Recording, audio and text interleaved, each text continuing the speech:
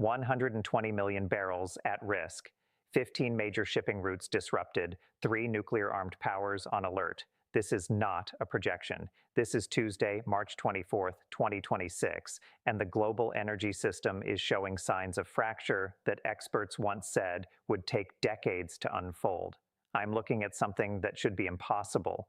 The largest interconnected energy network in human history, built over 70 years of alliances, pipelines, and maritime security, is now being stress-tested in real time, and officials are openly discussing emergency rationing scenarios. Not analysts, not commentators, governments.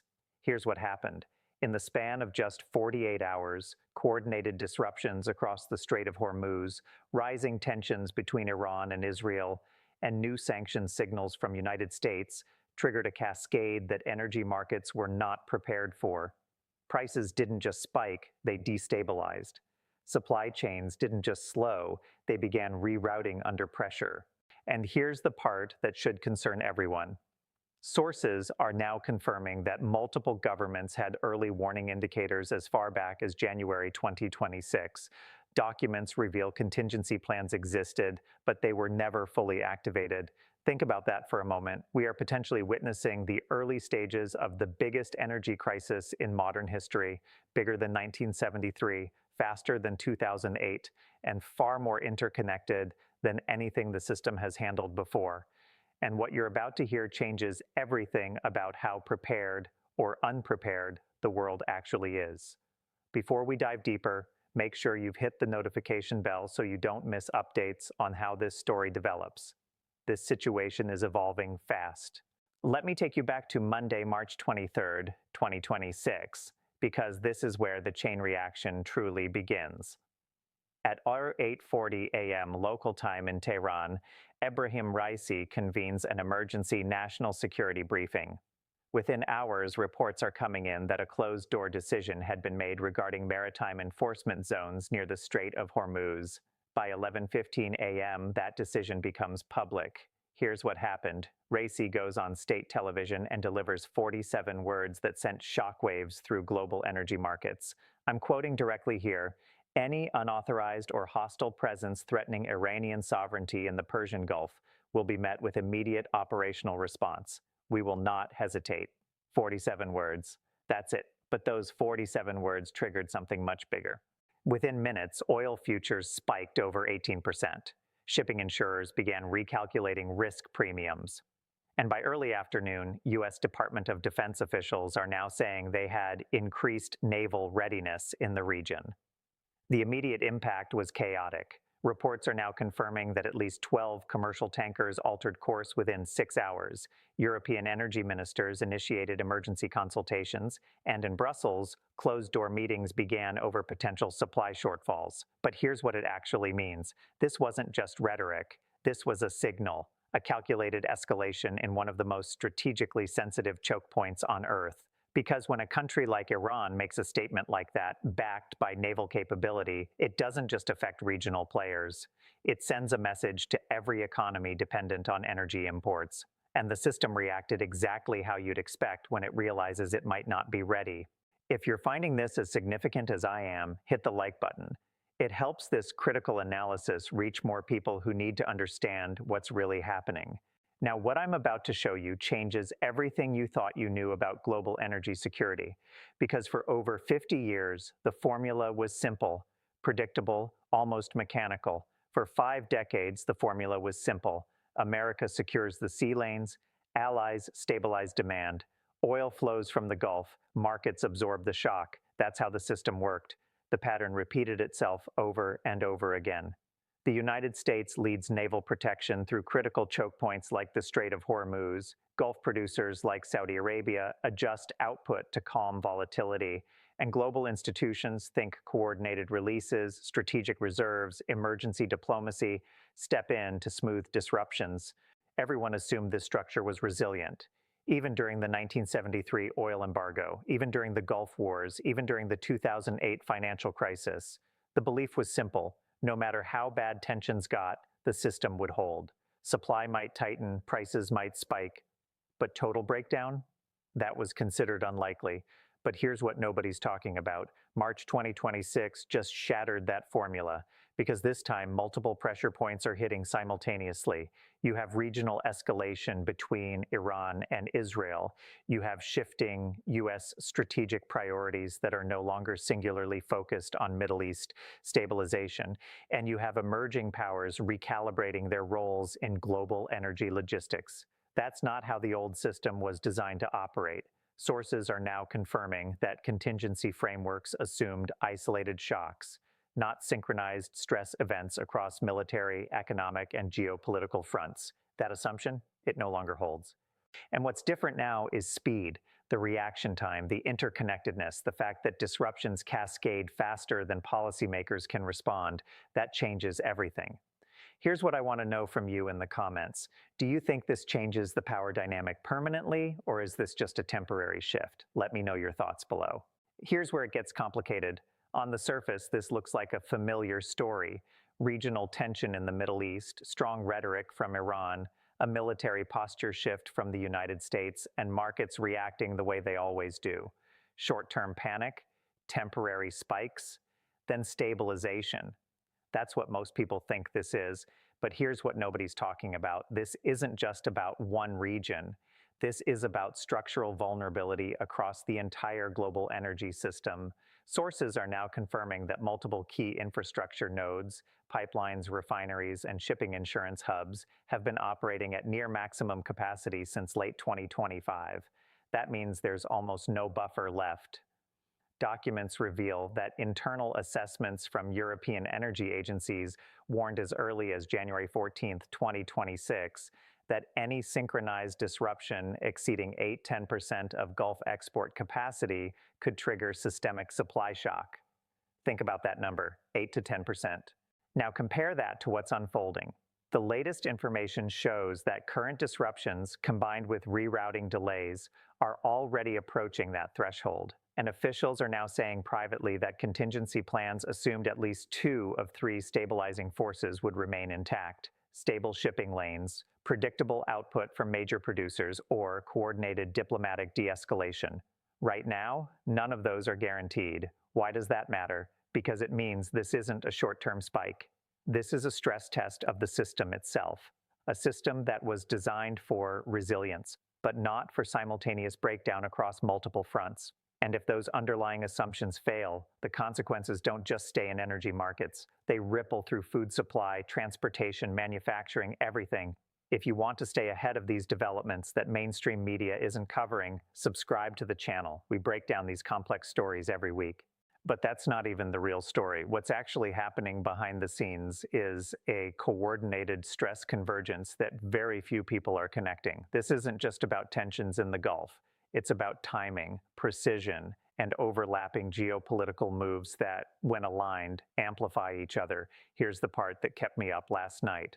On March 18, 2026, just 5 days before Ibrahim Raisi made that 47-word statement, Benjamin Netanyahu authorized expanded naval patrol operations in contested waters.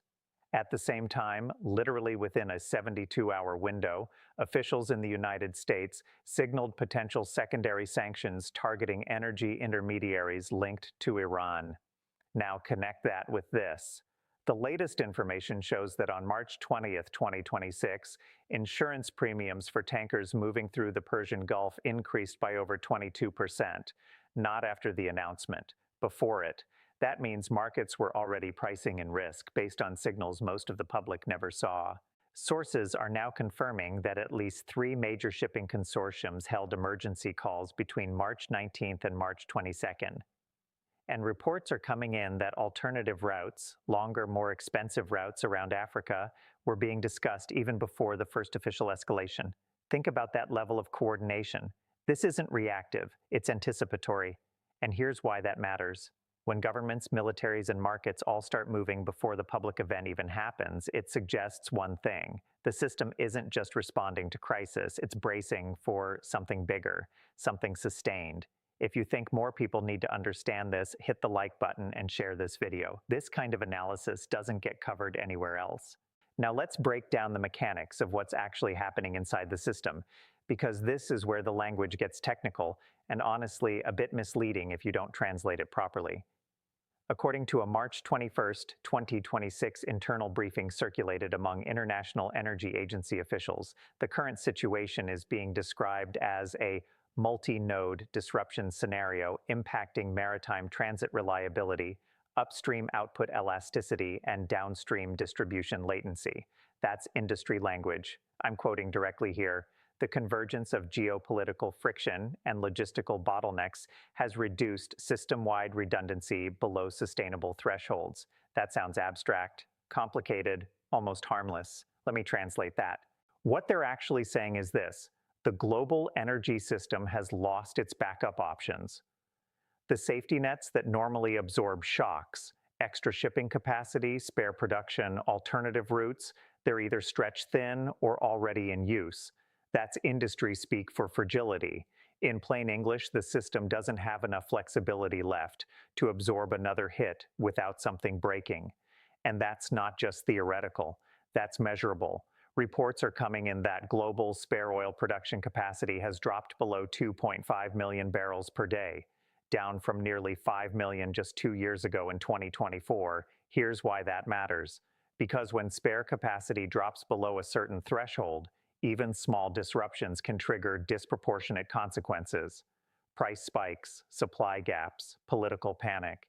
We've seen versions of this before, but never at this scale. Think about what that means in practice. If even 5% of shipments through the Strait of Hormuz are delayed or rerouted, that's millions of barrels per day arriving late to refineries in Asia and Europe. That delay cascades into fuel shortages, increased transportation costs, and ultimately higher prices for everything from food to electricity. That's not just an energy problem, that's a systemic risk. What's your take on this approach? Does it seem like smart, strategic positioning by governments or dangerous overreach that could spiral out of control? Drop your opinion in the comments. I read them all. And then this happened. The response was immediate, and it wasn't limited to one region. Within hours of Ebrahim Raisi's statement, multiple governments began signaling concern, but also positioning themselves strategically for what could come next. First, Olaf Scholz addressed the Bundestag on March 24, 2026. According to reports, he warned that Europe must prepare for sustained volatility in global energy markets. That's diplomatic language, but the scale matters. Germany is the largest economy in Europe, and officials are now saying contingency fuel reserves may be tapped earlier than planned. Reports are coming in that emergency coordination talks were initiated across the European Union within 12 hours. Then you have China. On the same day, Xi Jinping held a closed-door energy security meeting in Beijing. Officials are now saying China has accelerated strategic petroleum reserve assessments and quietly increased purchases through secondary markets. Sources are now confirming that at least 8 additional tanker contracts were secured within a 24-hour window. That's not a reaction, that's preparation. And then there's the United States. The U.S. Department of Defense and U.S. Department of Energy jointly announced heightened monitoring protocols. While public messaging emphasized stability, the latest information shows internal briefings focused on worst-case supply interruption scenarios. Think about the scale of that. 3 major global powers, 3 different responses, all within a single 24-hour cycle. That signals something critical. This isn't being treated as a localized issue. It's being treated as a systemic threat with global implications, and governments are moving accordingly. The international response to this is still developing. Make sure you're subscribed with notifications on so you get updates as more countries react.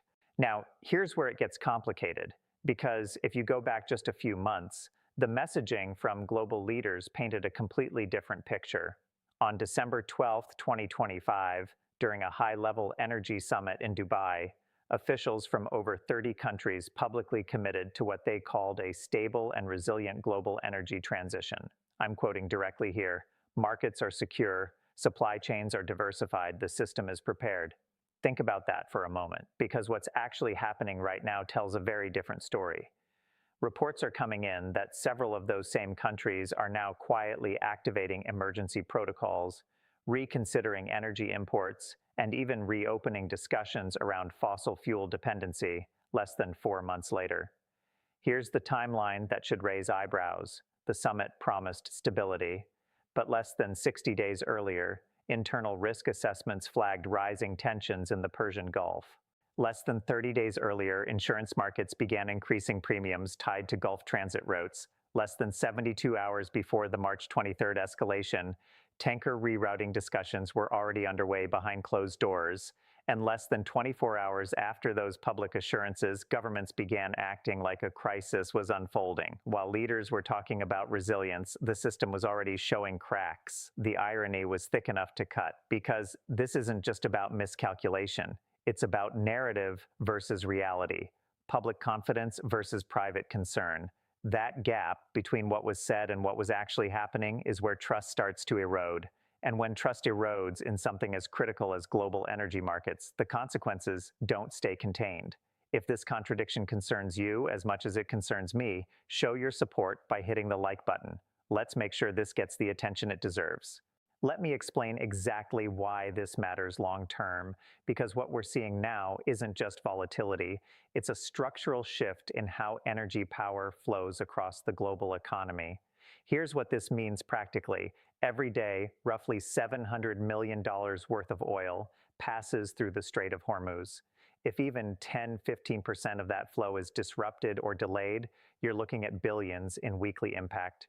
Reports are coming in that freight costs for energy shipments have already jumped by 25%, while insurance premiums in high-risk zones have doubled in some cases. That money doesn't just disappear, it gets redistributed. Countries with alternative routes, like pipeline networks bypassing maritime choke points, suddenly gain leverage. Producers outside the Gulf, including United States shale operators, see increased demand and pricing power. Meanwhile, energy import-dependent economies in Europe and parts of Asia face escalating costs, currency pressure, and inflation spikes. Now think about what that means in practice. A country like India, which imports over 85% of its crude oil, could see its monthly energy bill rise by $8–10 billion if prices sustain current volatility. At the same time, strategic players like China are locking in long-term contracts at negotiated rates, insulating themselves from short-term shocks. That's not coincidence. That's positioning. What this means strategically is a redistribution of influence. Energy exporters with stable routes gain negotiating power, importers become more vulnerable, and intermediaries, shipping firms, insurers, financial traders, start dictating terms in ways they couldn't before. There are winners, there are losers. Winners, alternative suppliers, logistics controllers, and countries with strategic reserves. Losers, import-heavy economies, fragile currencies, and industries dependent on stable fuel pricing. And the power shift? It's subtle, but real. Because whoever controls energy flow doesn't just control markets, they influence policy, alliances, and even military decisions. This kind of strategic analysis takes hours of research. If you value this depth of coverage, subscribe and share this with someone who needs to understand how global power really works. So where does this actually go? Because here's the thing. Speeches are easy, declarations are easy. Actually building resilient alternative energy and supply systems, that's hard, really hard. Because here's the thing, governments are talking, but the underlying challenges are immense. Reports are coming in that building new oil transit routes, or LNG terminals, takes years and billions of dollars. For example, the proposed expansions in the Red Sea corridor are projected to cost over $12 billion and won't be operational until late 2028, 2 years from now. That's just one bottleneck. Challenge 1, political complexity. Elections are happening across Europe and the US in the next 12 months, and policy priorities can shift overnight.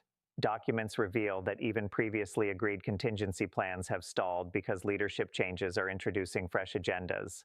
Challenge 2, coalition building. While Germany, France, and the US want rapid energy diversification, reports show that other countries like Turkey and Egypt prioritize regional stability and domestic economic concerns. Coordinating a unified, effective response is proving much harder than public statements suggest. Challenge 3, timing and market inertia. Even if new infrastructure is built quickly, the market will react slowly. Shipping rerouting, insurance recalibration, and supplier contracts take months to adjust. Officials are now saying that in the short term, the system remains dangerously brittle. Here's the question: can these challenges be overcome before a major supply shock triggers runaway consequences? Will it be enough to prevent widespread price spikes and economic disruption? The balanced reality is this: we're not looking at an immediate collapse, but the margin for error is shrinking rapidly. Every delay compounds risk, and sources are now confirming that contingency measures are being implemented, but they may only buy weeks, not months, of stability. What do you predict? Will this succeed, or is it doomed to fail? Give me your prediction in the comments and tell me why you think that. Here's where this goes from here, and why the next few months are critical. First, the timeline is already unfolding. On April 10, 2026, OPEC Secretariat is scheduled to release updated production forecasts. Analysts are watching closely to see if member states adjust output in response to the latest disruptions. Then, on May 5, 2026, the International Energy Agency will hold its quarterly review, where governments are expected to disclose strategic reserve utilization plans. These dates are the first concrete checkpoints for global energy stability. Now here's what I'm watching for. April 10th. Does OPEC signal coordinated production increases or hold back? That could make or break market stability. May 5th. Will the IEA approve emergency reserve releases or recommend rationing strategies? Mid-May. Do we see any geopolitical escalation in the Persian Gulf that could further disrupt maritime flows? If OPEC acts cautiously and strategic reserves are effectively deployed, the worst-case scenario may be mitigated and markets could stabilize temporarily. If, however, these measures fail or are delayed, the ripple effects on shipping, fuel prices, and inflation will accelerate, and the current energy crisis could quickly escalate into a full-blown global economic shock. The stakes are massive. Governments, industries, and consumers worldwide are relying on these coordinated actions, and any misstep could be catastrophic. And while the mainstream media may treat this as just another price spike, the latest information shows the underlying vulnerabilities are deeper than anything we've seen in decades. These next few months are critical. Hit the like button if you want to see follow-up coverage, and make sure notifications are on so you don't miss the analysis when these checkpoints arrive. Here's what kept me up last night. The world has shifted from a state of relative energy stability to one of unprecedented uncertainty. That's the story. That's what happened as oil flows, strategic reserves, and geopolitical tensions collided in early 2026. Not just supply and demand, it's a structural disruption signaling a transformation from predictable markets to a volatile, high-stakes global energy landscape. From a world that once assumed energy supply chains were secure and redundant, we're now moving into one where a single disruption in the Persian Gulf or the Strait of Hormuz can ripple across continents. The transformation is clear, from controlled, stable flows to a landscape where governments, corporations, and citizens must adapt in real time. Historical significance cannot be overstated. This could redefine energy security policies, alliances, and global economic strategy for decades. Personally, it keeps me up because the stakes are human as well as strategic. Inflation, fuel scarcity, and economic instability aren't abstract. They affect livelihoods, infrastructure, and national security. I'm curious how governments will balance immediate crisis response with long-term resilience planning, and whether international coordination can truly prevent cascading failures. Here's my main question to you. Do you think the world will stabilize before the energy crisis spirals further, or are we entering a prolonged period of global energy turmoil? How long do you think it could last, and what should governments prioritize first? I'm genuinely curious what you think about this. Your perspective matters because understanding these dynamics requires collective attention. Drop your thoughts in the comments below. I read every single one, and I'm interested in your insight on where this is headed. The discussion here is as important as the analysis itself.